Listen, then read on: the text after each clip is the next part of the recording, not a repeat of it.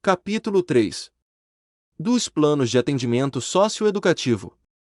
Artigo 7º. O plano de que trata o inciso 2 do artigo 3º desta lei deverá incluir um diagnóstico da situação do SINASE, as diretrizes, os objetivos, as metas, as prioridades e as formas de financiamento e gestão das ações de atendimento para os 10 anos seguintes, em sintonia com os princípios elencados na Lei nº 8.069, de 13 de julho de 1990, Estatuto da Criança e do Adolescente. Parágrafo 1º. As normas nacionais de referência para o atendimento socioeducativo devem constituir anexo ao plano de que trata o inciso 2º do artigo 3º desta lei. Parágrafo 2º. Os Estados, o Distrito Federal e os municípios deverão, com base no Plano Nacional de Atendimento Socioeducativo, elaborar seus planos decenais correspondentes, em até 360 dias a partir da aprovação do Plano Nacional. Artigo 8º. Os planos de atendimento socioeducativo deverão, obrigatoriamente, prever ações articuladas nas áreas de educação, saúde, assistência social, cultura, capacitação para o trabalho e esporte, para os adolescentes atendidos, em conformidade com os princípios elencados na Lei nº 8.069, de 13 de julho de 1990, Estatuto da Criança e do Adolescente. Parágrafo único. Os poderes legislativos federal, estaduais, distrital e municipais, por meio de suas comissões temáticas pertinentes, acompanharão a execução dos planos de atendimento socioeducativo dos respectivos entes federados. Capítulo 4. Dos programas de atendimento. Seção 1.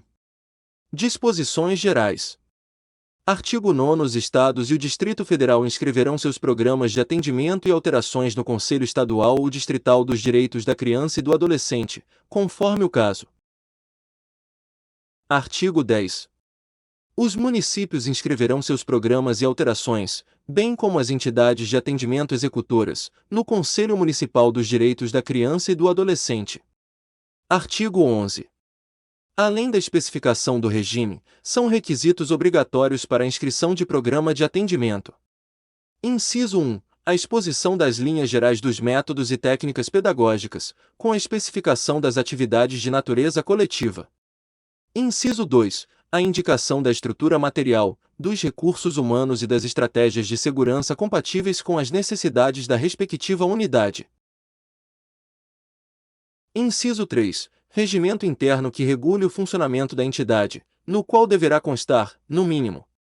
Alínea A. O detalhamento das atribuições e responsabilidades do dirigente, de seus prepostos, dos membros da equipe técnica e dos demais educadores. Alínea B. A previsão das condições do exercício da disciplina e concessão de benefícios e o respectivo procedimento de aplicação. E. Alínea C. A previsão da concessão de benefícios extraordinários e enaltecimento, tendo em vista tornar público o reconhecimento ao adolescente pelo esforço realizado na consecução dos objetivos do plano individual. Inciso 4. A política de formação dos recursos humanos. Inciso 5. A previsão das ações de acompanhamento do adolescente após o cumprimento de medida socioeducativa. Inciso 6. A indicação da equipe técnica, cuja quantidade e formação devem estar em conformidade com as normas de referência do sistema e dos conselhos profissionais e com o atendimento socioeducativo a ser realizado. E. Inciso 7. A adesão ao sistema de informações sobre o atendimento socioeducativo, bem como sua operação efetiva. Parágrafo único. O não cumprimento do previsto neste artigo sujeita as entidades de atendimento, os órgãos gestores, seus dirigentes ou prepostos à aplicação das medidas previstas no artigo 97 da Lei nº 8.069, de 13 de julho de 1990, Estatuto da Criança e do Adolescente. Artigo 12. A composição da equipe técnica do programa de atendimento deverá ser interdisciplinar, compreendendo, no mínimo, profissionais das áreas de saúde, educação e assistência social, de acordo com as normas de referência. Parágrafo 1º. Outros profissionais podem ser acrescentados às equipes para atender necessidades específicas do programa. Parágrafo 2º. O regimento interno deve discriminar as atribuições de cada profissional, sendo proibida a sobreposição dessas atribuições na entidade de atendimento. Parágrafo 3º. Não cumprimento do previsto neste artigo sujeita às entidades de atendimento, seus dirigentes ou prepostos à aplicação das medidas previstas no artigo 97 da Lei nº 8.069, de 13 de julho de 1990, Estatuto da Criança e do Adolescente. Seção 2. Dos programas de meio aberto. Artigo 13. Compete à direção do programa de prestação de serviços à comunidade ou de liberdade assistida.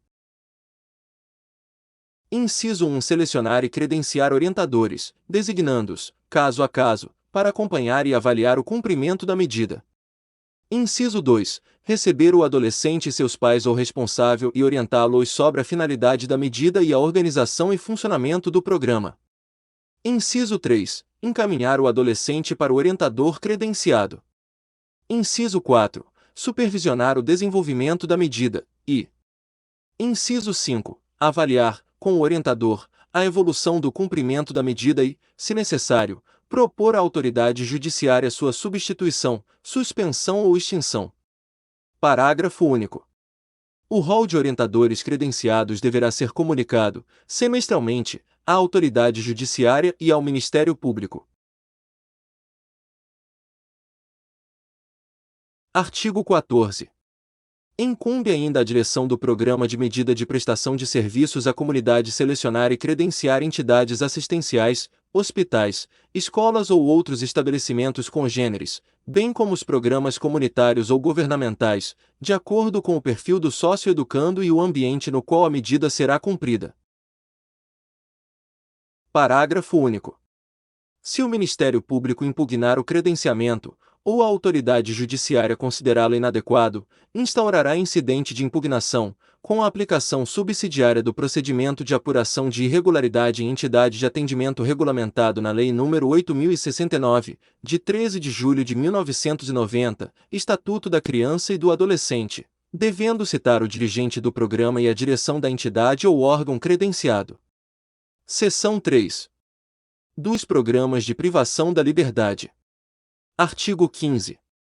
São requisitos específicos para a inscrição de programas de regime de semiliberdade ou internação. Inciso 1. A comprovação da existência de estabelecimento educacional com instalações adequadas e em conformidade com as normas de referência. Inciso 2. A previsão do processo e dos requisitos para a escolha do dirigente. Inciso 3. A apresentação das atividades de natureza coletiva. Inciso 4. A definição das estratégias para a gestão de conflitos, vedada a previsão de isolamento cautelar, exceto nos casos previstos no parágrafo 2º do artigo 49 desta lei, e Inciso 5. A previsão de regime disciplinar nos termos do artigo 72 desta lei. Artigo 16. A estrutura física da unidade deverá ser compatível com as normas de referência do SINASE. Parágrafo 1º. É vedada a edificação de unidades socioeducacionais em espaços contíguos, anexos, ou de qualquer outra forma integrados a estabelecimentos penais. Parágrafo 2º. A direção da unidade adotará, em caráter excepcional, medidas para a proteção do interno em casos de risco à sua integridade física, à sua vida, ou à de outrem, comunicando, de imediato, seu defensor e o Ministério Público. Artigo 17. Para o exercício da função de dirigente de programa de atendimento em regime de semiliberdade ou de internação, além dos requisitos específicos previstos no respectivo programa de atendimento, é necessário: Inciso 1. Formação de nível superior compatível com a natureza da função. Inciso 2. Comprovado experiência no trabalho com adolescentes de, no mínimo, 2 anos, e Inciso 3. Reputação ilibada. Capítulo 5. Da avaliação e acompanhamento da gestão do atendimento socioeducativo. Artigo 18. A União, em articulação com os Estados, o Distrito Federal e os municípios, realizará avaliações periódicas da implementação dos planos de atendimento socioeducativo em intervalos não superiores a 3 anos. Parágrafo 1º. O objetivo da avaliação é verificar o cumprimento das metas estabelecidas e elaborar recomendações aos gestores e operadores dos sistemas. Parágrafo 2º. O processo de avaliação deverá contar com a participação de representantes do Poder Judiciário, do Ministério Público, da Defensoria Pública e dos Conselhos Tutelares, na forma a ser definida em regulamento. Parágrafo 3º. A primeira avaliação do Plano Nacional de Atendimento Socioeducativo realizar-se-á no terceiro ano de vigência desta lei, cabendo ao Poder Legislativo Federal acompanhar o trabalho por meio de suas comissões temáticas pertinentes. Artigo 19. É instituído o Sistema Nacional de Avaliação e Acompanhamento do Atendimento Socioeducativo, com os seguintes objetivos. Inciso 1. Contribuir para a organização da rede de atendimento socioeducativo. Inciso 2. Assegurar conhecimento rigoroso sobre as ações do atendimento socioeducativo e seus resultados. Inciso 3. Promover a melhora da qualidade da gestão e do atendimento socioeducativo. E Inciso 4. Disponibilizar informações sobre o atendimento socioeducativo. Parágrafo 1º. A avaliação abrangerá, no mínimo, a gestão, as entidades de atendimento, os programas e os resultados da execução das medidas socioeducativas. Parágrafo 2º. Ao final da avaliação, será elaborado relatório contendo histórico e diagnóstico da situação, as recomendações e os prazos para que essas sejam cumpridas, além de outros elementos a serem definidos em regulamento. Parágrafo 3º. O relatório da avaliação deverá ser encaminhado aos respectivos Conselhos de Direitos, Conselhos Tutelares e ao Ministério Público. Parágrafo 4º. Gestores e entidades têm o dever de colaborar com o processo de avaliação, facilitando o acesso às suas instalações, à documentação e a todos os elementos necessários ao seu efetivo cumprimento. Parágrafo 5º. O acompanhamento tem por objetivo verificar o cumprimento das metas dos planos de atendimento socioeducativo. Artigo 20. O Sistema Nacional de Avaliação e Acompanhamento da Gestão do Atendimento Socioeducativo assegurará, na metodologia a ser empregada. Inciso 1. A realização da autoavaliação dos gestores e das instituições de atendimento. Inciso 2. A avaliação institucional externa, contemplando a análise global e integrada das instalações físicas, relações institucionais, compromisso social, atividades e finalidades das instituições de atendimento e seus programas. Inciso 3. O respeito à identidade e à diversidade de entidades e programas. Inciso 4. A participação do corpo de funcionários das entidades de atendimento e dos conselhos tutelares da área de atuação da entidade avaliada, e Inciso 5. O caráter público de todos os procedimentos, dados e resultados dos processos avaliativos. Artigo 21. A avaliação será coordenada por uma comissão permanente realizada por comissões temporárias, essas compostas, no mínimo, por três especialistas com reconhecida atuação na área temática e definidas na forma do regulamento. Parágrafo único. É vedado à comissão permanente designar avaliadores. Inciso 1. Que sejam titulares ou servidores dos órgãos gestores avaliados ou funcionários das entidades avaliadas.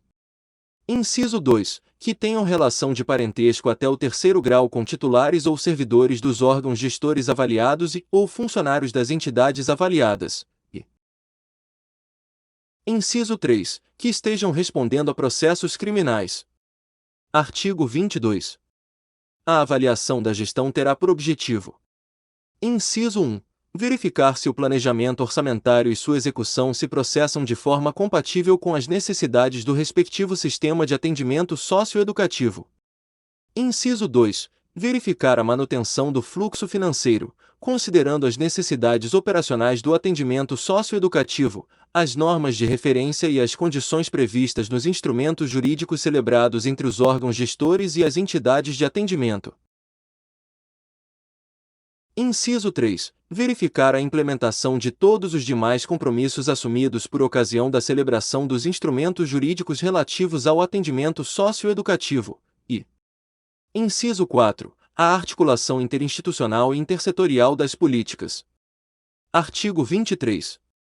A avaliação das entidades terá por objetivo identificar o perfil e o impacto de sua atuação, por meio de suas atividades, programas e projetos, considerando as diferentes dimensões institucionais, entre elas, obrigatoriamente, as seguintes. Inciso 1. O Plano de Desenvolvimento Institucional. Inciso 2. A responsabilidade social, considerado especialmente sua contribuição para a inclusão social e o desenvolvimento socioeconômico do adolescente e de sua família. Inciso 3. A comunicação e o intercâmbio com a sociedade.